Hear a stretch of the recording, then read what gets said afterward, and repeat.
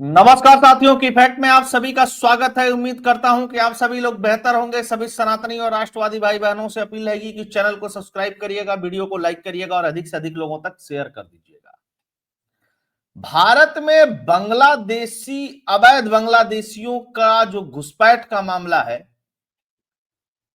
वो दिन दुगनी रात चौगुनी की गति से तरक्की किया और इससे इस देश की राजधानी दिल्ली भी अछूती नहीं रही। साथ के साथ बांग्लादेशी रिफ्यूजियों को जो कांग्रेस पार्टी ने ला करके जब उसकी सरकार थी 2008 में देश में बसाया, उसके बाद रिफ्यूजी का कार्ड प्राप्त किए हुए रोहिंग्यों के अलावा उनके और भी रिश्तेदार उसकी आड़ में आकर के देश के विभिन्न कोनों में बसने लगे। यह स्थिति दिल्ली में भी हुई। अवैध बांग्लादेशी और अवैध रोहिंग्यों के चक्कर में दिल्ली का जो क्राइम रेट है वो बढ़ गया। मैं नहीं कह रहा हूं, ये क्राइम रिपोर्ट का डेटा कह रहा है और इस बात को कई बार डिस्कस भी किया गया पॉलिटिकल प्लेटफॉर्म्स पे, न्यूज चैनल्स पे, अन्य जगहों पे, लेकिन इसका हल नहीं निकल रहा था। इसका हल क्यों नहीं निकल रहा था? ये एक बहुत जटिल प्रक्रिया बन गया है, क्योंकि जितने भी बांग्लादेशी और रोहिंग्या दिल्ली में पकड़े जाते हैं, भाषा के आधार पर और सारी चीजों के आधार पर तो बहुत स्पष्ट पता चलता है कि ये दिल्ली के तो रहने वाले नहीं है। पता चलता है कि इनका आधार कार्ड बंगाल का है और कुछ का आधार कार्ड जो है वो आसाम का है। क्योंकि बांग्लादेश की भाषा जो है वो बंगाल के जो सीमावर्ती जिले हैं उनके भाषा से मिलती जुलती है। उनके सरनेम भी काफी मिलते जुलते हैं, क्योंकि आप लोगों को पता है 1947 में वहीं से अलग हुए थे। बहुत सारी चीजें उनकी मिलती जुलती हैं। अब जब यहां पकड़े जाते हैं तो पता चलता है कि इनका जो आधार कार्ड है वो बना हुआ है पश्चिम बंगाल का। पश्चिम बंगाल में है ममता बनर्जी की सरकार, और ममता बनर्जी की सरकार और दिल्ली में जो इससे पूर्व सरकार थी अरविंद केजरीवाल की, बहुत जबरदस्त दोस्ती है। अरविंद केजरीवाल कहता है कि एनडीए अलायंस का जो नेता है वो ममता बनर्जी को बना देना चाहिए, और ममता बनर्जी जिस तरीके से रिएक्ट करती है कांग्रेस के ऊपर, उस तरीके से रिएक्ट नहीं करती है अरविंद केजरीवाल के ऊपर। यह भी बातें सब खुली किताब है। अब सवाल यह है कि यह भारत देश क्या भारतीय जनता पार्टी का है? सिर्फ बहुत ईमानदारी से सोचिएगा इस बात को, सिर्फ उसका ही है। अगर ये अवैध घुसपैठिए हैं तो क्या सिर्फ भाजपा के वोटर का ही नुकसान करेंगे? किस देश का नुकसान करेंगे? या जो भाजपा के विरोध में वोट दे रहे हैं उनका भी नुकसान करेंगे? लेकिन नहीं, ये बातें समझ में नहीं आ रही, और नहीं समझ में आते आते 15-20 सालों में ये स्थिति विकट होती गई। उत्तर प्रदेश में तो योगी आदित्यनाथ जी ने जिस तरीके से बुलडोजर एक्शन किया, और भी बहुत सारे राज्यों में बुलडोजर एक्शन हुआ और तमाम तरीके की चीजें हुई, तो बहुत सारी राहत हो गई। और खोज खोज करके जिस तरीके से भगाए गए हैं उससे भी बहुत सारी राहत है। लेकिन एक राहत दे भारत के लोगों को और एक राहत दे घुसपैठियों को, ये कब तक चलेगा और इसका समाधान क्या हो सकता है? अब मान लीजिए पुलिस ने पकड़ लिया, अब पुलिस ने वेरिफिकेशन के लिए भेजा बंगाल, तो पता चला कि वहां की पुलिस कार्रवाई नहीं कर रही है, या कार्रवाई भी कर रही तो कह रहे हैं सब ठीक है। तो कैसे आइडेंटिफाई होगा? आधार तो आप आइडेंटिफाई कर लेंगे, लेकिन आधार जिस स्थान पे बना है वहां पे वेरिफिकेशन तो वहां का स्थानीय अधिकारी ही करेगा, वहां का राजस्व का अधिकारी करेगा, वहां का पंचायत का मुखिया करेगा, और वहां की स्थानीय पुलिस ही करेगी। अब ऐसा तो है नहीं कि लाखों मामलों में हर मामले को सीबीआई को दे दिया जाए, सीबीआई जाकर के एक एक घर ढूंढे, यह भी संभव नहीं है। लेकिन दिल्ली में कांग्रेस पार्टी ने जो किया सो किया, 10-12 साल में आम आदमी पार्टी ने जो किया उसकी उम्मीद बहुत सारे लोगों को नहीं थी। वो तो कोरोना आया, कोरोना में अमानतुल्लाह खां जो इनका विधायक है ओखला से, उसका वीडियो आया, वीडियो में उसने साफ साफ कहा कि मैंने रोहिंग्यों को 1 महीने का राशन और 10,000 रुपया भिजवा दिया है, तुम लोग टेंशन मत लेना।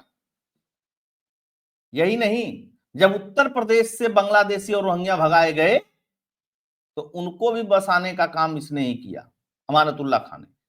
अब ये इस तरीके की बसावट में चले जाते हैं, इस तरीके के इलाके में चले जाते हैं, इस तरीके से इनका संरक्षण मिलता है और उसी तरीके से इनकी ट्रेनिंग हो जाती है कि कोई पूछेगा तो क्या बोलना है, क्या कहना है, कैसे समझाना है।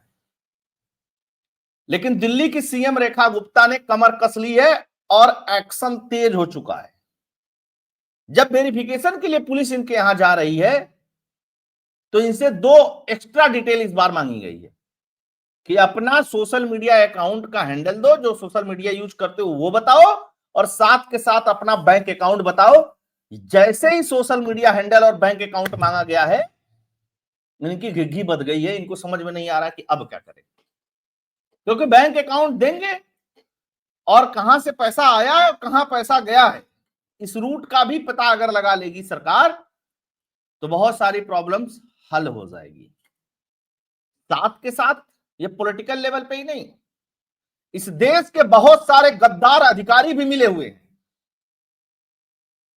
बिना गद्दार, वो चाहे किसी प्रदेश के हों, बिना उन गद्दारों के मिले हुए इनका घुसपैठ नहीं हो सकता है, इनके दस्तावेज नहीं बन सकते, इनके कागज नहीं बन सकते हैं। ऊपर से बहुत सारे एनजीओ हैं जो इनका केस भी हाई कोर्ट और सुप्रीम कोर्ट में लड़ने के लिए तैयार रहते हैं। नहीं भैया, मानवीय आधार पे और ह्यूमन राइट और फलाना राइट और ढिकाना राइट। भारत खुद ही 145 करोड़ का देश है, यहां अपनी खुद ही की समस्याएं हैं, दूसरों को और बसा लो ला करके। खैर, एक पत्रकार गया था, एकदम लेटेस्ट वीडियो आपको दिखाता हूं, इसी से आप समझ जाएंगे कि ये व्यवस्था कितनी भयावह हो चली है। सुनिए, देखा, साफ साफ कह रहा है कि हाँ मैं बांग्लादेशी हूं, जा बुला ला, जिसको जो उखाड़ना है उखाड़ लेगा, जो करना है कर लेगा। साफ साफ सीधे सीधे धमकी है। तो एक स्थानीय लड़का बोल रहा पत्रकार को, और जैसे ही पत्रकार कैमरे से और चीजें शूट करना चाहता है, वैसे ही ये अवैध बांग्लादेशी महिला आती है और कहती है कैमरा बंद करो, कैमरा बंद करो, कैमरा बंद करो, धमकी देती है। पत्रकार अड़ जाता है, कहता कैमरा तो बंद नहीं होगा, और जैसे तैसे जो चीजें शूट करना था उसने शूट किया।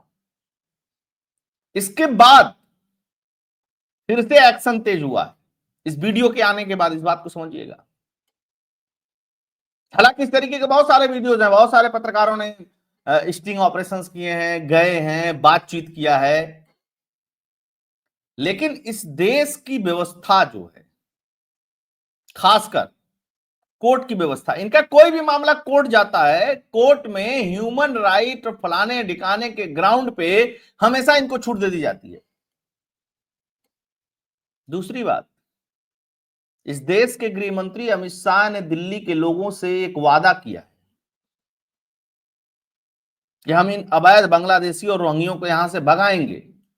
तो जाहिर सी बात है कि अब केजरीवाल से सवाल नहीं पूछा जाएगा, समय दिया जाएगा, लेकिन सवाल पूछा जाएगा किससे? दिल्ली के मुख्यमंत्री रेखा गुप्ता से और देश के गृह मंत्री अमित शाह से, क्योंकि अब वो वाली बाधा नहीं है जो केजरीवाल के समय पे थी। लेकिन इन लोगों को बसाने से और इन लोगों को बसाने के बाद हटाने से, आप लोगों ने चुनाव के समय देखा होगा, केजरीवाल कहता था हमारे वोटरों को वोट काट दिए जी, ऐसे हो गया जी, वैसे हो गया जी, इनको ये बताया जा रहा है, पूर्वांचलियों को रोहिंग्या बताया जा रहा है जी।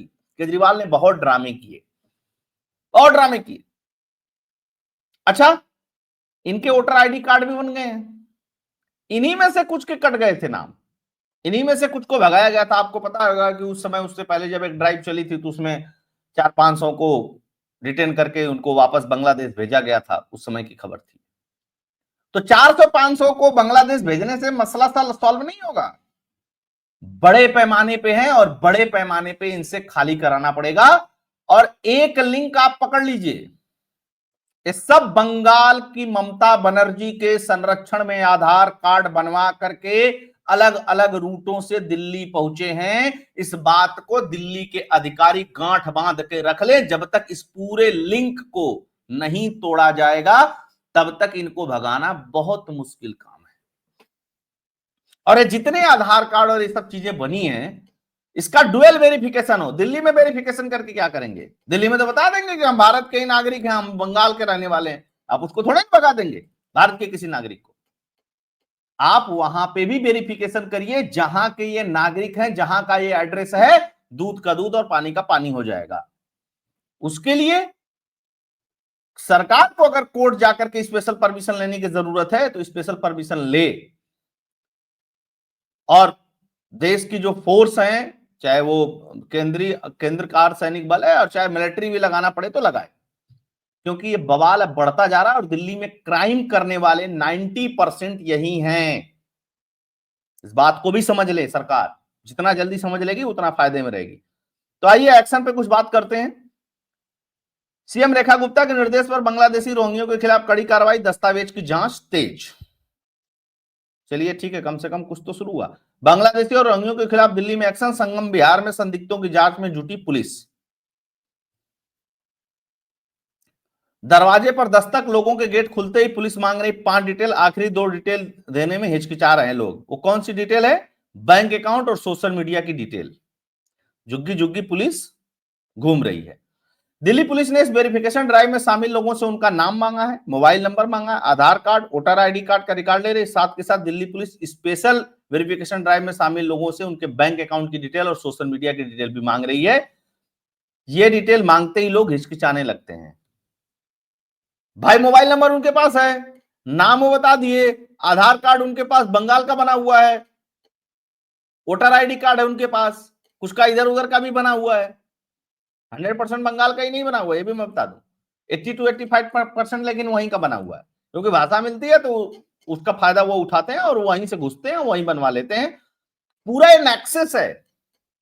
बांग्लादेशी रोहिंग्यों को रोकना है, इनको वापस भेजना है, तो उस नेक्सस के लोगों को ढूंढना पड़ेगा और उसके लिए इस देश की खुफिया एजेंसियों को एक्टिव होना पड़ेगा, इस दिशा में काम करना पड़ेगा। अदरवाइज वही बात है, जब आप ड्राइव चलाएंगे 10, 5, 20, 25, 50, 100, 200 पकड़े जाएंगे और फिर उसके बाद किसी न किसी रूट से भारत में घुसने की कोशिश करेंगे। खैर, और क्या क्या हो रहा है उसको भी देखते हैं थोड़ा सा। दिल्ली में देखिएगा, इस बात को ध्यान दीजिएगा, दिल्ली में 5.2 एकड़ जमीन पर रोहिंग्यों ने किया कब्जा, अमानतुल्लाह खां पर संरक्षण का आरोप, बनवाए फर्जी आधार, ये रिपोर्ट थी। ठीक, मदनपुर खादर में 5.2 एकड़ जमीन पर कब्जा था और इसमें कुछ उत्तर प्रदेश का भी पार्ट लगता था, तो उत्तर प्रदेश के पार्ट पे तो योगी आदित्यनाथ जी ने बुलडोजर लगवा करके साफ करवा दिया। तो फिर उसके बाद दिल्ली वाले पार्ट में चले गए, दिल्ली वाले पार्ट में चले गए तो अमानतुल्लाह खां पैसा राशन वासन दे करके इनको अपना संरक्षण देता है। एक और खबर है, उसको भी दिखाते हैं। ये दिल्ली से नहीं जुड़ी हुई है, ये खबर जुड़ी हुई है झारखंड से। सब जल जंगल जमीन माटी मानुस दुनिया भर की बातें होंगी, लेकिन हो क्या रहा है? आदिवासियों से शादी कर जमीन हड़प रहे बांग्लादेशी मुसलमान। समझ रहे हैं ना? ये राष्ट्रीय अनुसूचित जनजाति आयोग की सदस्य डॉक्टर आशा लकड़ा ने कहा। ये कोई ऐसा नहीं है कि कोई खबर है और कोई ऐसे ही आ गया, कोई ऐसे ही बना रहा है। ये सरकारी दस्तावेज हैं, ये सरकारी आंकड़े हैं। अगर इन पे समय रहते, देखिए अब वहां पे सरकार किसकी है? वहां पे भी सरकार उन्हीं लोगों की है।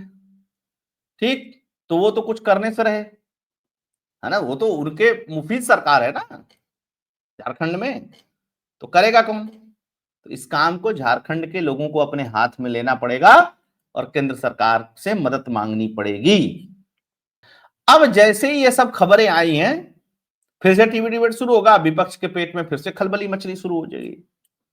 अब केजरीवाल सोच रहा है, यार भाई मेरे ये वोटर थे, कुछ हो जाता अगले गोले चुनाव में, तुम लोग ऐसा करोगे तो कैसे काम चलेगा? और ड्राइव एक दिन की नहीं है, एक कंटिन्यूअस चलनी पड़ेगी, इसको कंटिन्यूअस करना पड़ेगा। रेगुलर करेंगे तो साल 2 साल बाद दिल्ली साफ हो सकती है। ये 2 महीने 4 महीने 2 दिन 10 दिन के ड्राइव से ये खत्म होने वाला मसला नहीं है। इस बात को गांठ बांध के अधिकारी भी समझ लें और सरकारें भी समझ लें। ये चाहिए कि आप 4 दिन ड्राइव चला देंगे उससे मुक्ति मिले, नहीं नहीं, ये छिप जाते हैं, भाग जाते हैं, दूसरे इलाके में चले जाएंगे, फिर जैसे ही खत्म होगा 4-6 दिन बाद फिर वापस आ जाएंगे, कहीं चले जाएंगे, रेलवे स्टेशन पे चले जाएंगे, इधर चले जाएंगे, उधर चले जाएंगे, आप क्या कर लेंगे? कुछ नहीं कर सकते। तो देखते हैं कि ये एक्शन कितना सफल होता है और क्या क्या चीजें इसमें होती हैं। और एक नेक्सस केजरीवाल टूटा, ममता बनर्जी और कांग्रेस का जो नेक्सस है इस पूरे नेटवर्क को लेकर के, उस पर भी काम करने की जरूरत है। और इसके पीछे पूरा खेल है, जैसे ये नहीं कि वो बांग्लादेश में जबरदस्ती घुसे, अवैध तरीके से घुसे और ट्रेन बस पकड़े और यहाँ चले आए। ना ना ना, ये पूरा लाने का रूट है, उनका आधार कार्ड बनवाने का रूट है, पूरा सब एजेंट फिक्स हैं। अरे पैसा देकर के आते हैं, भी मैं आपको बता दूं। तो ये थी दोस्तों खबर। होप ये एनालिसिस से कंटेंट इफेक्ट आप लोगों को पसंद आया होगा। पसंद आया होगा तो इस राष्ट्रवादी चैनल को सपोर्ट करते रहिएगा। उसके लिए फोन पे और पेटीएम का नंबर स्क्रीन पे दिया हुआ, आप डोनेट करिएगा, कंट्रीब्यूट करिएगा, अधिक से अधिक लोगों तक शेयर करिएगा, राष्ट्रवादियों को खासकर व्हाट्सएप और टेलीग्राम के माध्यम से भेजिएगा। आप सभी जुड़े, बहुत बहुत धन्यवाद। जय हिंद, जय भारत, जय श्री राम।